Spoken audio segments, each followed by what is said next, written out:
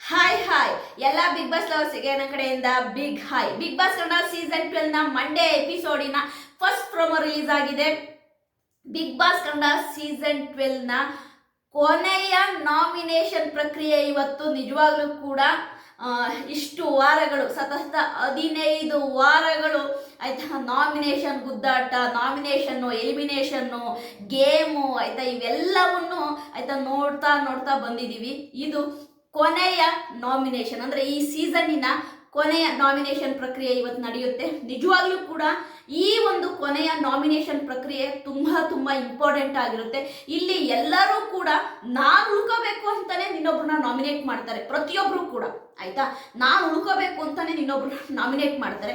ಇಲ್ಲಿ ನಾನು ಓಟ್ ಹಾಕುವಂತಹ ಪ್ರೇಕ್ಷಕರಿಗೆ ನಾನು ಹೇಳೋದು ಒಂದೇ ಮಾತು, ಇಲ್ಲಿ ಏನು ಗೊತ್ತಾ, ಡೇ ಒನ್ನಿನಿಂದ ಯಾರು ಆಯ್ತಾ ನಿಜವಾಗೂ ಜೆನ್ಯೂನ್ ಆಗಿ ಗೇಮ್ ಆಡ್ಕೊಂಡು ಬಂದಿದ್ದಾರೆ ಆಯ್ತಾ, ನ್ಯಾಯವಾಗಿ ಗೇಮ್ ಆಡ್ಕೊಂಡು ಬಂದಿದ್ದಾರೆ, ಎಲ್ಲೂ ಓತ್ಲಾ ಹೊಡಿದಂಗೆ ಆಯ್ತಾ, ಗುಂಪುಗಾರಿಕೆ ಮಾಡ್ದಂಗೆ, ಫ್ರೆಂಡ್ಶಿಪ್ನಲ್ಲಿ ಆಯ್ತಾ ನಾಮಿನೇಷನ್ ಮಾಡ್ಕೊಂಡಂಗೆ ಹಂಗೆ ಸೇಫ್ ಆಗಿ ಬಂದಿದಾರಲ್ವಾ, ಅಂಥವರಿಗೆ ನೀವು ಓಟ್ ಹಾಕಿದರೆ ನಿಜವಾಗ್ಲೂ ಕೂಡ ನಿಮಗೆ ನೀವು ಮಾಡ್ಕೊಳ್ಳೋ ಮೋಸ ಅಂತೀನಿ.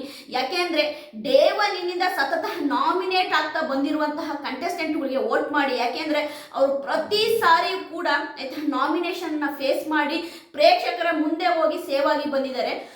ಹಾಗಾಗಿ ಅಂಥ ಕಂಟೆಸ್ಟೆಂಟ್ಗಳಿಗೆ ನೀವು ನಿಮ್ಮ ಓಟ್ಗಳನ್ನ ಹಾಕಿ ಅಂತೀನಿ. ಯಾಕೆಂದರೆ ಈ ವಾರದ ನಾಮಿನೇಷನ್ ಪ್ರಕ್ರಿಯೆ ಮತ್ತು ಈ ವಾರ ಸೇವ್ ಆದಂಥವ್ರು ಡೈರೆಕ್ಟು ಫಿನಾಲೆ ತಲುಪ್ತಾರೆ. ಹಾಗಾಗಿ ನಿಮ್ಮ ಓಟ್ಗಳು ತುಂಬ ಮುಖ್ಯ. ಅದು ನೀವು ಯಾರಿಗೆ ಹಾಕ್ತೀರಾ ಅನ್ನೋದು ಇನ್ನೂ ಕೂಡ ಮುಖ್ಯ. ಓಕೆ, ನಾಮಿನೇಷನ್ ಪ್ರಕ್ರಿಯೆಯಲ್ಲಿ ಆಯ್ತಾ, ನಾನು ಇಲ್ಲಿ ಒಂದು 3 ವಿಷಯಗಳು ನಿಮಗೆ ಹೇಳಕ್ಕೆ ಇಷ್ಟಪಡ್ತೀನಿ. ಏನು ಗೊತ್ತಾ, ಓಕೆ, ಇದು ಕೊನೆಯ ನಾಮಿನೇಷನ್ ಪ್ರಕ್ರಿಯೆ, ಎಲ್ಲರಿಗೂ ಅವ್ರು ಉಳ್ಕೋಬೇಕು ಅನ್ನೋದಿರುತ್ತೆ, ಅದೆಲ್ಲದೂ ಓಕೆ ಆಯ್ತಾ. ಇಲ್ಲಿ ರಾಶಿಕ್ ಅವರು ಒಂದು ಪದ ಬಳಕೆ ಮಾಡ್ತಾರೆ. ಏನು ಗೊತ್ತಾ, ನಮ್ಮನೆಯವರು ಹೇಳಿದ್ದಾರೆ ನೀನು ಎಷ್ಟು ಮ್ಯಾನಿಪ್ಯುಲೇಟಿವ್ ಅಂತೇಳಿ ರಕ್ಷಿತನಿಗೆ ಹೇಳ್ತಾರೆ. ಹಾಗಾದ್ರೆ ರಾಶಿಕಾ ಪೇರೆಂಟ್ಸ್ ಕೂಡ ರಾಶಿಕನ ಹತ್ರ ಹೊರಗಡೆ ಏನು ನಡೀತಿದೆ ಅಂತೇಳಿ ಹೇಳಿದ್ರ? ನನ್ನ ಒಂದು ಕ್ವಶನ್ ಮಾರ್ಕು. ಇಷ್ಟು ದಿನ ನಾನೇನು ತಿಳ್ಕೊಂಡಿದ್ದೆ, ಕಾವ್ಯ ಅವರ ತಾಯಿ ಮತ್ತೆ ತಮ್ಮ ಮಾತ್ರ ಬಿಗ್ ಬಾಸ್ ಮನೆ ಒಳಗಡೆ ಬಂದು ಹೊರಗಡೆಯ ವಿಷಯನ ಹೇಳಿದ್ದಾರೆ ಅನ್ಕೊಂಡಿದ್ದೆ. ಬಟ್ ಇಲ್ಲಿ ನೋಡಿದ್ರೆ ರಾಶಿಕಾ ಹೇಳೋದು ನೋಡಿದ್ರೆ, ಹಾಗಾದ್ರೆ ರಾಶಿಕಾ ಪೇರೆಂಟ್ಸ್ ಅಂದ್ರೆ ರಾಶಿಕನ ತಾಯಿ ಮತ್ತು ತಮ್ಮ ರಕ್ಷಿತನ ಬಗ್ಗೆ ಹೊರಗಡೆ ಏನ್ ನಡೀತಿದೆ ಅನ್ನೋದನ್ನ ಹೇಳಿದ್ರ? ರಕ್ಷಿತ ಮ್ಯಾನಿಪ್ಯುಲೇಟಿವ್ ಹೊರಗಡೆ ಈ ತರ ಅಂತಾನು ಹೇಳಿದ್ರ? ನನ್ಗೊಂದು ಕ್ವಶನ್ ಮಾರ್ಕ್, ನೀವೇ ಉತ್ತರ ಕೊಡ್ಬೇಕು. ಓಕೆ, ರಾಶಿಕಾ ಇವತ್ತು ಏನೋ ರಕ್ಷಿತನ್ನ ನಾಮಿನೇಟ್ ಮಾಡ್ತಾ ಇದಾರಲ್ವ, ರಾಶಿಕನ್ಗೆ ಏನ್ ಗೊತ್ತಾ, ರಕ್ಷಿತನ್ನ ನಾಮಿನೇಟ್ ಮಾಡೋದು ಅನ್ನೋದಕ್ಕಿಂತನೂ ರಕ್ಷಿತ ಎಲ್ಲಿ ಫಿನಾಲೆಗೆ ಹೋಗ್ತಾಳೋ ಅನ್ನೋದು ತುಂಬಾ ಇದೆ ರಾಶಿಕನ್ಗೆ. ಅಂದ್ರೆ ರಕ್ಷಿತ ಫಿನಾಲೆಗೆ ಹೋಗ್ಬಾರ್ದು ಅಂತ ನಾಮಿನೇಟ್ ಮಾಡ್ತಾ ಇರೋದು ರಾಶಿಕಾ. ಅಂದ್ರೆ ಇಷ್ಟು ದಿನ ಆಯ್ತಾ ರಕ್ಷಿತನ ಮೇಲೆ ಏನೂ ಕಂಪ್ಲೇಂಟ್ ಇರಲಿಲ್ಲ, ಈಗ ರಾಶಿಕನ್ಗೆ ತುಂಬಾನೇ ಕಂಪ್ಲೇಂಟ್ ಇದೆ. ಅಂದ್ರೆ ರಕ್ಷಿತ ಮ್ಯಾನಿಪ್ಯುಲೇಟಿವ್ ಅಂತೆ ಆಯ್ತಾ. ರಕ್ಷಿತನ ಬಗ್ಗೆ ಈಗ ಹೇಳಕ್ಕೆ 108 ವಿಷಯಗಳಿದೆ ರಾಶಿಕನಿಗೆ. ಬಟ್ ಇಲ್ಲಿ ರಕ್ಷಿತ ಕರೆಕ್ಟಾಗಿ ಕೇಳ್ತಾರೆ. ರಕ್ಷಿತ ಒಂದೇ ಮಾತು ಕೇಳ್ತಾರೆ, ಹಾಗಾದ್ರೆ ನಿಮ್ಮ ಫ್ಯಾಮಿಲಿಯವರು ನಿಮಗೆ, ರಕ್ಷಿತ ಕರೆಕ್ಟಾಗಿ ಕೇಳ್ತಾರೆ, ನಿಮ್ಮ ಫ್ಯಾಮಿಲಿಯವರು ಹಾಗಾದ್ರೆ ನಿಮಗೆ ನನ್ನ ಬಗ್ಗೆ ಹೇಳೋಗಿದ್ರ? ಹಾಗಾದ್ರೆ ನಿಮ್ಮ ಫ್ಯಾಮಿಲಿಯವರು ಹೊರಗಡೆ ವಿಷಯ ಬಂದು ನಿಮ್ಗೆ ಹೇಳೋಗಿದ್ರ ಅಂತೇಳಿ ಆಯ್ತಾ ರಕ್ಷಿತ ಕರೆಕ್ಟಾಗಿ ಕೇಳ್ತಾಳೆ ರಾಶಿಕನ್ನ. ರಾಶಿಕಾ ಏನು ಗೊತ್ತಾ, ಬರೀ ಕಿರ್ಚಾಡ್ತಾಳೆ ಅಷ್ಟೇನೆ, ಅಲ್ಲಿ ಏನು ವಿಷಯ ಮ್ಯಾಟ್ರ್ ಏನೂ ಇರಲ್ಲ. ಬಟ್ ರಕ್ಷಿತ ಕೇಳ್ತಿರೋ ಕ್ವಶನ್ ಕರೆಕ್ಟಾಗಿದೆ. ಹಾಗಾದ್ರೆ ನನ್ನ ಬಗ್ಗೆ ನಿಮ್ಮ ಫ್ಯಾಮಿಲಿಯವ್ರು ಬಂದು ಒಳಗಡೆ ಹೇಳೋಗಿದ್ರ ನಿನ್ನ ಹತ್ರ ಅಂತೇಳಿ, ಅದು ತುಂಬಾ ಕರೆಕ್ಟ್ ಕ್ವಶನು. ಅದಲ್ದೇನೆ ಈಗ ಈ ಒಂದು ಸಿಚುವೇಶನ್ ಅಲ್ಲಿ ರಕ್ಷಿತ ಸ್ವಲ್ಪ ಕೋಪ ಕಮ್ಮಿ ಮಾಡ್ಕೋಬೇಕು. ಯಾಕೆಂತಂದ್ರೆ ಬಿಗ್ ಬಾಸ್ ಬೇಕು ಅಂತಾನೆ ಈ ವಾರ ತುಂಬಾನೇ ಆಯ್ತಾ ತಲೆ ಮೇಲೆ ಕೂತ್ಬಿಡ್ತಾರೆ. ಅಂದ್ರೆ ತಲೆ ಮೇಲೆ ಅಂದ್ರೆ ಗೇಮು ಹಂಗೆ ಇರುತ್ತೆ, ಆಮೇಲೆ ಮಾತಾಡೋ ವಿಷಯಗಳು ಎಲ್ಲದೂ ಕೂಡ ನೋಟಿಸ್ ಆಗ್ತಾ ಇರುತ್ತೆ ಹೊರಗಡೆ ಪ್ರೇಕ್ಷಕರಿಗೆ. ಹಾಗಾಗಿ ಎಲ್ಲ ಕಂಟೆಸ್ಟೆಂಟ್ಗಳು ಕೂಡ ಸ್ವಲ್ಪ ತಾಳ್ಮೆಯಿಂದ ವರ್ತಿಸೋದು ತುಂಬಾ ಒಳ್ಳೆಯದು.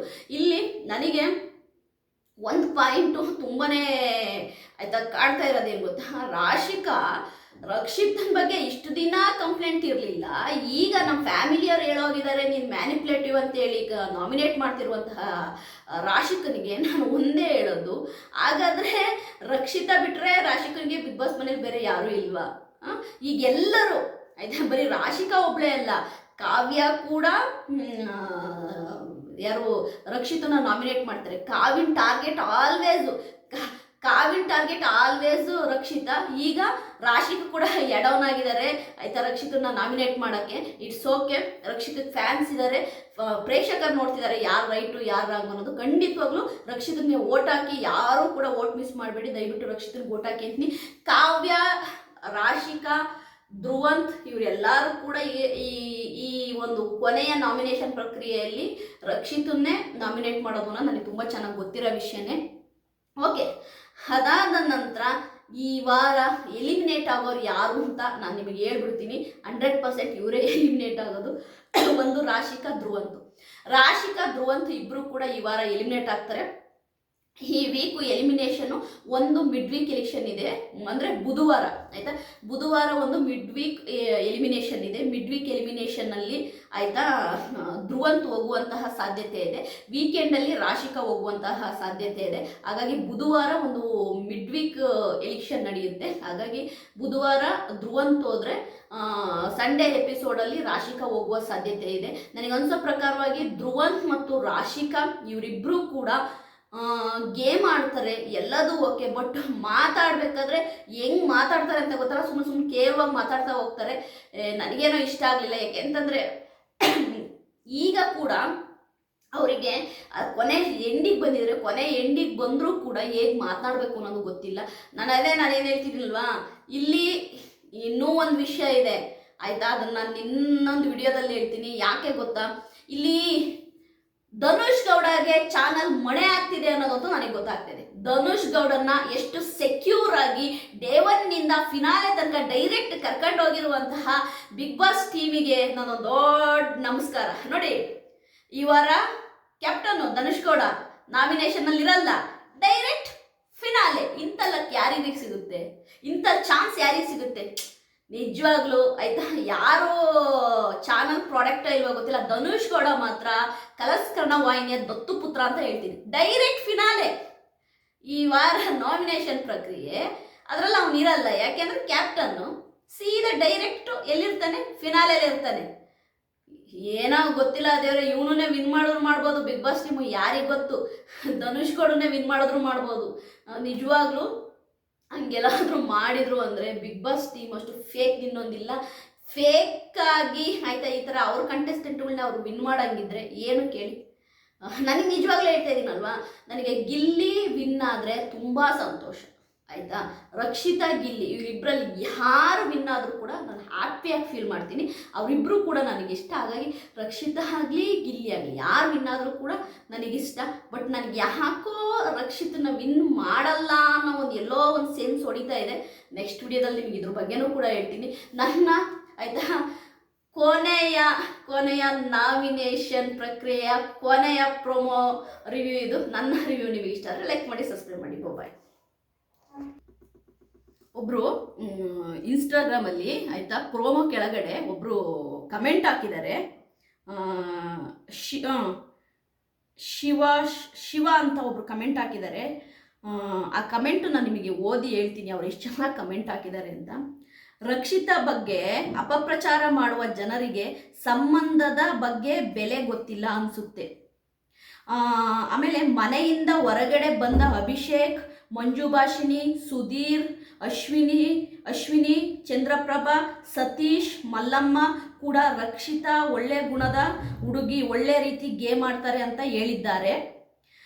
ರಜತ್ ರಕ್ಷಿತಾ ಬಗ್ಗೆ ಹೇಳುವಾಗ, ನನಗೆ ಒಬ್ಬಳು ತಂಗಿ ಇದ್ದಿದ್ರೆ ಇವರ ರೀತಿ ಇರಬೇಕು, ಊಟ ತಿಂಡಿ ಹಾಗೂ ಕಾಳಜಿ ಮಾಡೋ ರೀತಿ, ಹಾಗೆ ಇವರ ಮುಗ್ಧತೆ ಬಗ್ಗೆ ಹೇಳಿದ್ದಾರೆ. ಇದೇ ಮೊದಲು ರಜತ್ ಅವರಿಗೆ ಈ ರೀತಿ ಫೀಲಿಂಗ್ ಬಂದಿದ್ದು ಅಂತಲೂ ಹೇಳಿದ್ದಾರೆ. ಹೌದು, ಇದನ್ನು ರಜತ್ ಇಂಟ್ರೋಲ್ ನಾನು ಕೂಡ ನೋಡಿದ್ದೀನಿ. ಇದು ರಕ್ಷಿತಾ ನಾಟಕ ಮಾಡಿದರೆ ಬರ್ತಾ ಇರಲಿಲ್ಲ. ಅಂದರೆ ಈ ಮಟ್ಟದ ತನಕ ರಕ್ಷಿತಾ ನಾಟಕ ಮಾಡಿದರೆ ಬರ್ತಾ ಇರಲಿಲ್ಲ. ನೋಡಿ, ನೈಜತೆ ಇದ್ದರೆ ಮಾತ್ರ ಈ ರೀತಿ ಫೀಲಿಂಗ್ ಬರಲು ಸಾಧ್ಯ. ಮಾಳು ಫ್ಯಾಮಿಲಿ ಕೂಡ ರಕ್ಷಿತಾ ಅವರ ಬಗ್ಗೆ ನಮ್ಮ ಕುಟುಂಬದ ರೀತಿ ಅಂತ ಹೇಳಿದ್ದು, ಅವರ ಗುಣದ ಬಗ್ಗೆ ಮೆಚ್ಚುಗೆ ವ್ಯಕ್ತಪಡಿಸಿದ್ದಾರೆ. ಒಬ್ಬ ಅಣ್ಣನ ಜೊತೆಗೆ ಸದಾ ನಿಲ್ಲುವುದು ತಪ್ಪೇನೂ ಅಲ್ಲ. ಈ ಬಾಂಧವ್ಯ ನಾಟಕ ಅನ್ನುವವರಿಗೆ ಬಾಂಧವ್ಯದ ಬೆಲೆ ಗೊತ್ತಿಲ್ಲ ಅನ್ನಿಸ್ತದೆ. ರಘು ಅವರಿಗೆ ಇಷ್ಟು ವರ್ಷದಿಂದ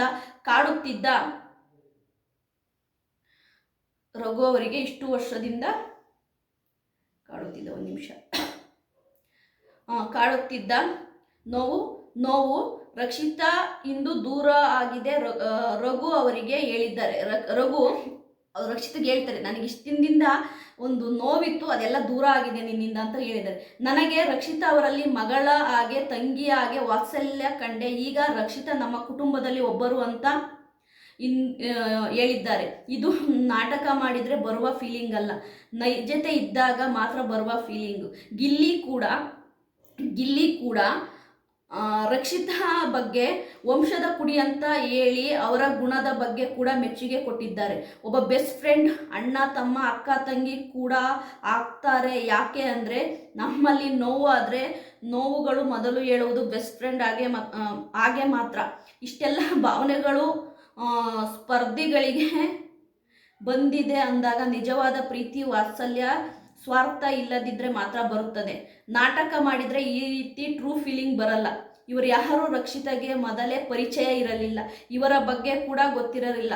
ಅಂದ ಮೇಲೆ ಪ್ಲ್ಯಾನ್ ಮಾಡಿ ಆಟ ಆಡಲು ಆಗುತ್ತಾ? ಈ ರೀತಿ ಇದ್ದಿದ್ರೆ ಮೇಲೆ ಹೇಳಿದ ಎಲ್ಲರಿಗೂ ಕೂಡ ರಕ್ಷಿತಾ ಬಗ್ಗೆ ಒಳ್ಳೆ ಫೀಲಿಂಗ್ ಬರ್ತಿರ್ಲಿಲ್ಲ. ಈ ಕಮೆಂಟ್ ನನಗೆ ನೆಗೆಟಿವ್ ಹೇಳುವವರು ಬಂದೇ ಬರ್ತಾರೆ. ಬಾಂಧವ್ಯದ ಬಗ್ಗೆ ಗೊತ್ತಿರುವ ಯಾರೂ ನೆಗೆಟಿವ್ ಹೇಳಲ್ಲ, ಗೊತ್ತಿಲ್ಲದೆ ಇರುವವರು ಹೇಳುತ್ತಾರೆ. ಒಳ್ಳೆ ಮನಸ್ಸಿನ ರಕ್ಷಿತಾ ಶೆಟ್ಟಿಗೆ ನಮ್ಮ ಬೆಂಬಲ.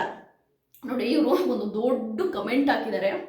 ದೊಡ್ಡ ಕಮೆಂಟ್ ಹಾಕಿ ಅವ್ರು ಹೇಳ್ತಿರೋದು ಏನು ಗೊತ್ತಾ, ರಕ್ಷಿತನ ಬಗ್ಗೆ ಹೊರಗಡೆ ಬಂದಂತಹ ಅಷ್ಟು ಸ್ಪರ್ಧಿಗಳು, ಅದು ಮಲ್ಲಮ್ಮ ಆಗಿರ್ಬೋದು, ಡಾಕ್ ಸತೀಶ್ ಆಗಿರ್ಬೋದು, ಅಭಿ ಆಗಿರ್ಬೋದು, ಅಶ್ವಿನಿ ಆಗಿರ್ಬೋದು, ಆಯಿತಾ, ಆಮೇಲೆ ಎಲ್ಲರೂ ಕೂಡ, ಆಯಿತಾ, ಕಾಕ್ರೋಚ್ ಸುಧೀರ್ ಇರ್ಬೋದು, ಎಲ್ಲರೂ ಮಾಳು, ಎಲ್ಲರೂ ಹೇಳೋದು ಒಂದೇ, ಹುಡುಗಿ ತುಂಬ, ಆಯಿತಾ, ಸಂಬಂಧಗಳ ಬೆಲೆ ಗೊತ್ತಿದೆ, ತುಂಬ ಚೆನ್ನಾಗಿ ನೋಡ್ಕೊಳ್ತಾಳೆ, ತುಂಬ ಕೇರ್ ಮಾಡ್ತಾಳೆ, ಫ್ಯಾಮಿಲಿಯವ್ರ ಥರ ಕೇರ್ ಮಾಡ್ತಾಳೆ, ಒಳ್ಳೆ ಮನಸ್ಸಿನ ಹುಡುಗಿ ಅಂತೇಳಿ, ಆಯಿತಾ, ರಕ್ಷಿತನಿಗೆ ಎಲ್ಲರೂ ಕೂಡ ಹೇಳಿದ್ದಾರೆ.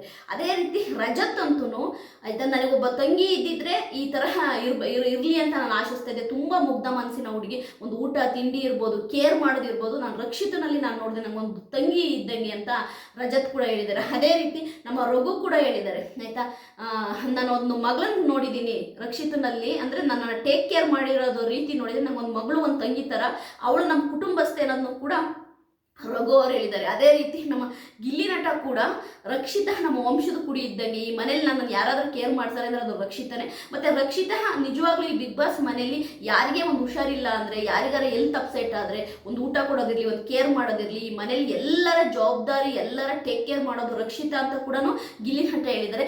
ಇದಕ್ಕಿಂತ ಇನ್ನೇನು ಬೇಕು? Rakshita is A pure art ಹುಡುಗಿ ಅಂತ ಹೇಳೋಕ್ಕೆ, ತುಂಬ ಜೆನ್ಯೂನ್ ಹೆಣ್ಮಗಳು ರಕ್ಷಿತಾ ಇವಾಗ ನಾಮಿನೇಟ್ ಆಗ್ತಾಳೆ.